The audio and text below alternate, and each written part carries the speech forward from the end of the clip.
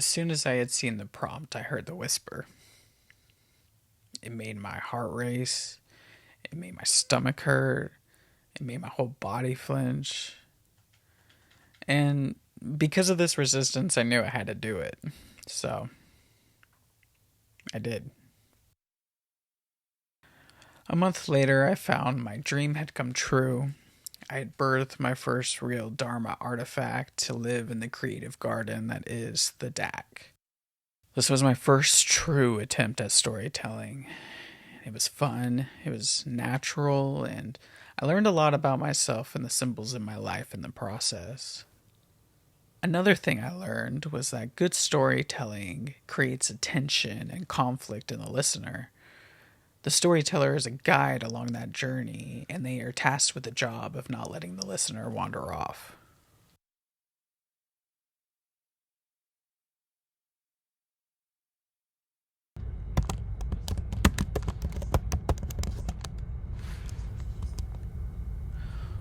When I hit submit, I already knew that I won. And not because I made some grand magnum opus or some masterpiece, but because I had listened to the whisper, I heard it, I ate the death cookie, and I showed up and I did the motherfucking thing. And that was the greatest gift I could give myself by far. Many of my fellow DAC members had uploaded such high quality and heartfelt content that I had no expectations of winning. I was just happy to play. I was more so moved by the excitement that I had set out a goal that scared the shit out of me and I had accomplished it. So when I placed, I was overwhelmed with gratitude and thanks for all of the reflections and the feedback that people had given. I felt a sense of accomplishment and being in alignment with my Dharma and truly in alignment with it for the first time in my life. So I took my winnings from the Zodiac games and did what felt right and put it back into art.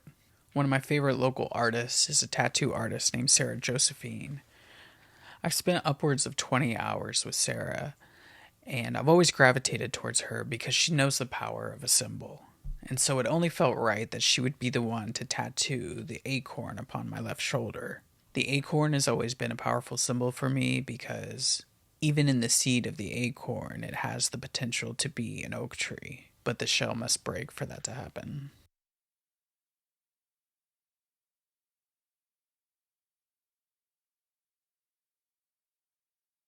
Back in January of 2022, my friend Hannah and I started collaborating on a monthly project called the Pandals Playlist.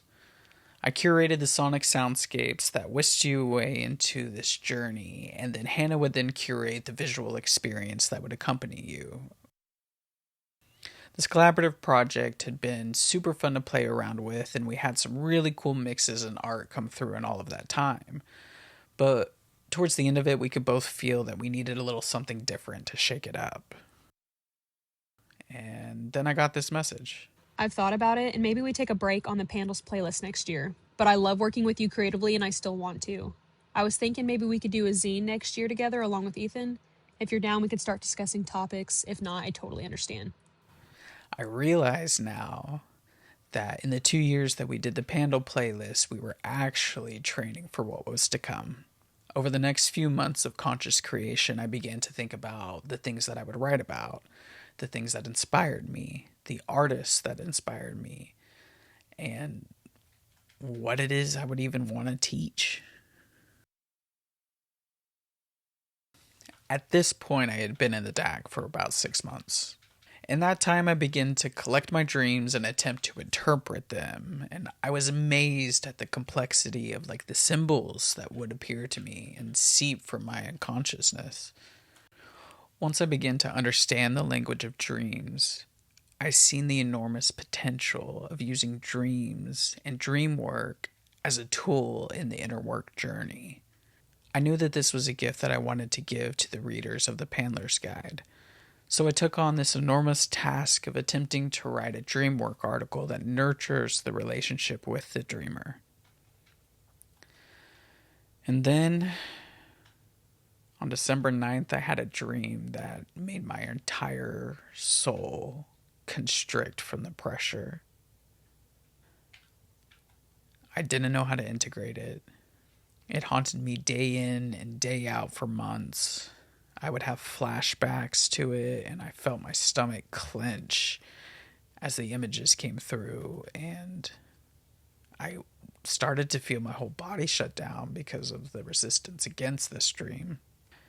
And for some reason, no matter how hard I tried, I couldn't tap into the nugget core, like the meaning of the dream. It swirled around and around like a toilet that just wouldn't finish the flush. So, despite everything in my body fighting me on it, I took my dream to the dream work hall.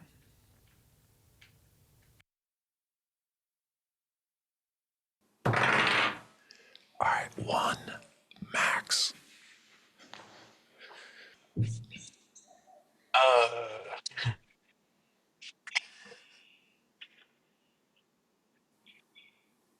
I don't want to share, but this is a dream that I felt like damaged the relationship that I had with my dreamer. I remember I feel a lot of shame. I feel a lot of guilt, and I feel inhibited in making the choice and the choice to say no. And I wake up. Thank you so much for your courage and for sharing your dream. So just want to say thank you for your dream, Max. So just again, dreams are symbolic. You know, every single person I know who has had dreams like this, they have been symbolic. Anything that happened to you when you were a kid that was perpetrated by an adult, you are not broken. You are not inherently wrong. Symbolically, dreams that have to do with sex tend to represent when that person's energy is, without consent, contaminating us and our psyche and how we operate and how we live. Like it took me years to be okay with the fact that I am my father's fucking son. And that doesn't make me inherently a bad person. So that's a lot. You don't have to share anything. But if there is anything that you would like to share, obviously a place to do so. I think you said a lot without knowing a lot. One thing I will speak to is I've been no contact with my dad for over a year and almost a year, and that is been a journey. Um, Boundaries, but also like guilt. Yeah, but you definitely gave me some homework there for sure. I really appreciate your attitude to this, and the fact that you can access laughter is key. Thank you for your courage to share that dream. Because there are motherfuckers that come on these calls that have dreams to share that don't raise their hand. They can't bear to imagine that they would speak it, and when people like you share dreams like that, it gives other people permission. So, thank you. Of course, of course. I love this space and I love you guys, and thank you.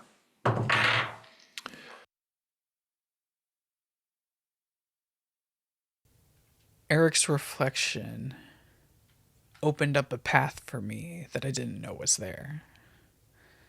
It was one of grace and understanding, but it still took me most of the year to integrate the messages of this dream. It was reflecting inner dynamics, traumas, and addictions that have been carried by most of the generations before me, and then they were passed down to me without my consent.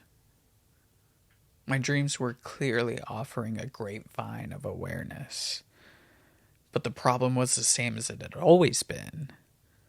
I could see it, identify it, label it, but I didn't know how to integrate it. So I continued to run away. I felt betrayed by my dreamer and wanted nothing to do with him. But it seems that I needed the message to invoke feelings deeper than just anger and frustration. My dreamer knew that I needed to tap into my people pleasing, my guilt, and shame to really open up the message. Fast forward to June 2025. I was unexpectedly scrolling through Instagram so innocently when I find myself lulled into a complete fascination.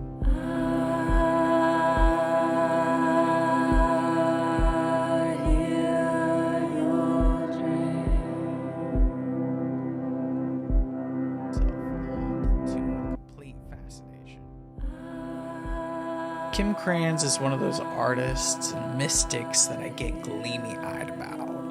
Her essays, her songs, visual art, and her dream podcasts have poked something deep within me, but from an angle that I was more receptive to. Her archetype deck is the first deck that I've really been able to build a relationship with, and in the year that I've had it, it has fed me reflections and prognostic symbols, seemingly. So when I seen this opportunity pop up, I could feel in my soul that something had oriented towards it. The parts were much louder, though. We're so broke right now. You're not taking Eric Godsey's class because you can't afford it. What makes you think you can afford this?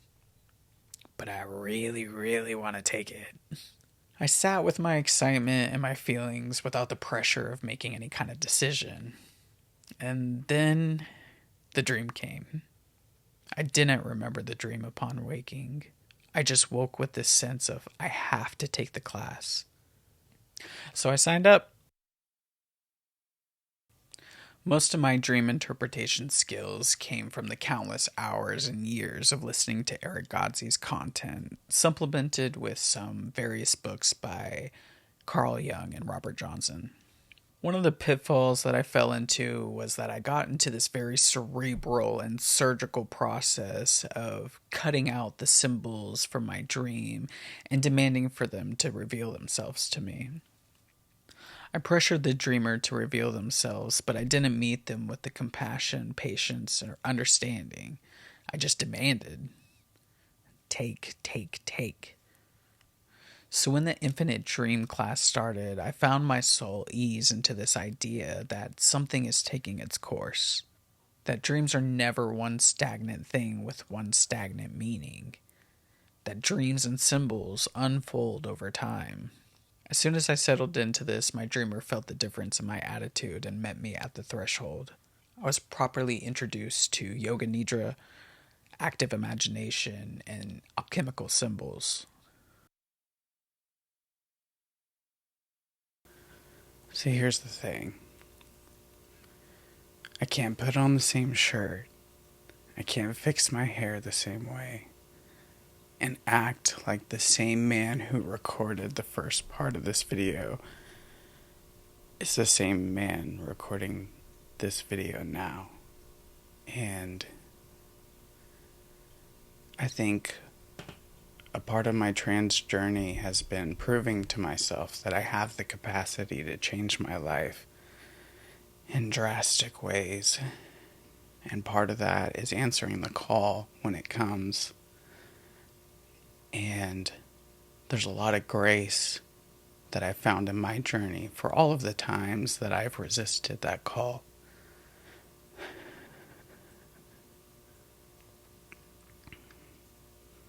One of the reasons I resisted the call of taking Eric Godsey's course is because I knew it would push against some of the most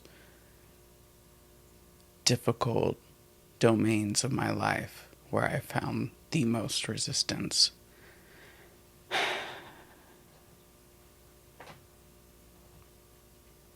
That's the funny thing, though, about accepting the call in other ways, is it always kind of has its way of making its way around. So, for the rest of the story, I'm going to try to be as concise as possible, because this time capsule turned out to be so much more than I thought it was. As it always is, as good art is. So, it all started for real back in September, after crawling out from a bunch of deadlines. I found myself going through my first long-term manic episode, and it was the first time that I feel like I was able to go through this experience without fully crashing out, which has been, in a very distant lifetime, been the history of my life. This was destabilizing, but one of the things that I can look back on, a lot of the reasons why I crashed out before was because I didn't have a sense of like attunement to God or the universe or the divine, whatever you want to call it. This was the first time that I actually felt God with me in that experience, and as thankful as I am for it, it's also extremely overwhelming, to say the least.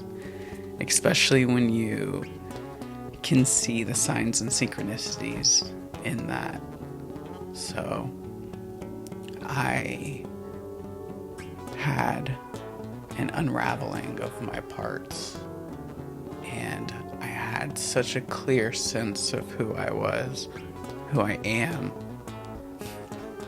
One of my favorite quotes comes from Christine Hassler. She says, "Ignorance is bliss and awareness is a bitch." And god damn it if it isn't true. Like so true. And there was a share recently on some of the DAX sprints where somebody's going through their own resistance, and she's like, "Fuck you guys. I love you, but fuck you guys." And everybody in the room knew what she was going through. And here I am finding myself go through that same kind of thing again. Never mind the thrice born story. We're on like the 44th round or so. Yeah.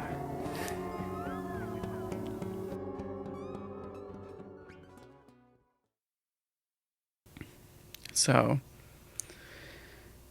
2025 brought with it the Paneler's Guide, and the Paneler's Guide is my baby.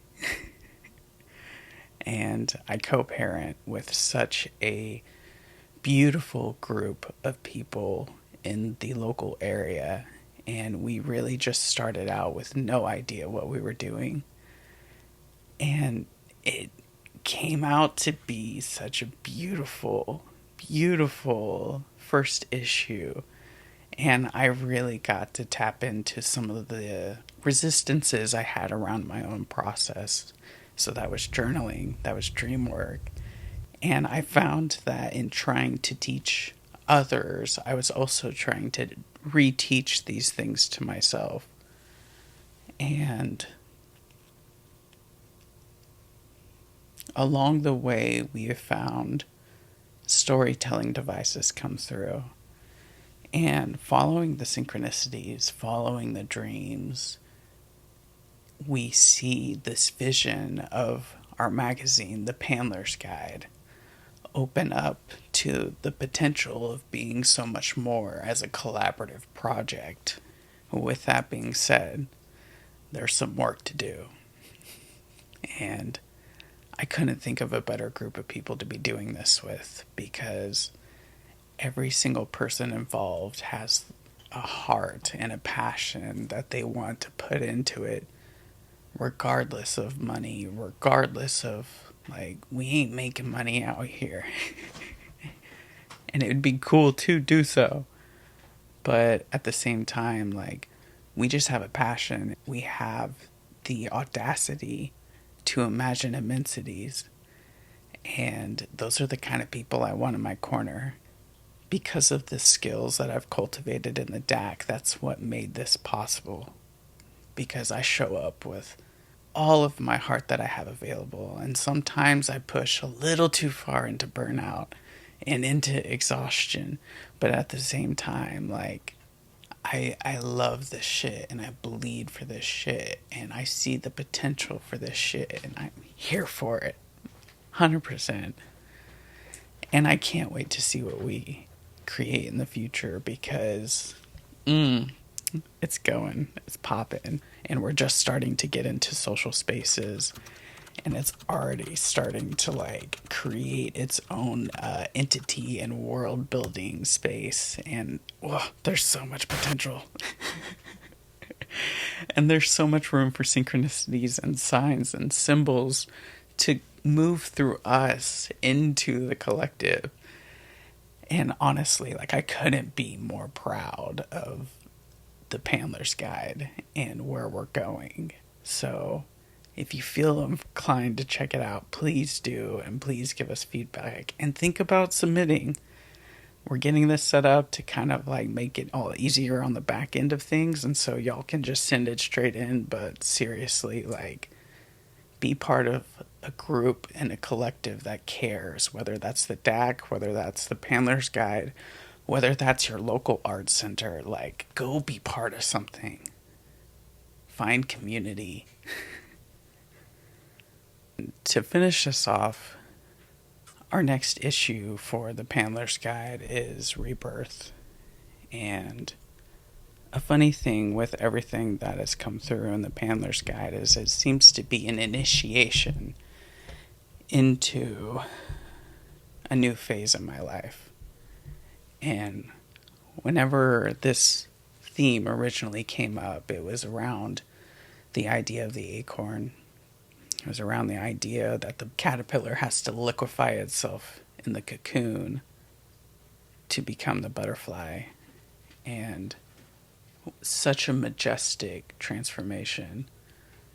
The phoenix has to fall to ashes to be reborn again. I could see this happening long before it really came into fruition. But once it did, I was almost mad. I was mad. And I could only laugh because, of course, it feels like my life would be twisted upside down, turned inside out, and filleted alive. All in the span of just a couple days. And I'm reminded by my trans journey that I have the capacity to change my life, and I'm still here. I don't know what the future holds for me, but I have faith that something's taking its course. I have faith that whatever will be, and it's meant to be. And my soul's fucking raw. And it's not over. And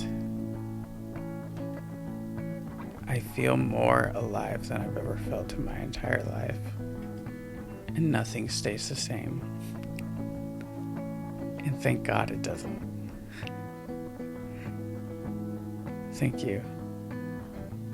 If you've made it this far, it was quite a journey. And there's not a whole lot of details for you to attune to other than just the feeling tones and the emotions of it.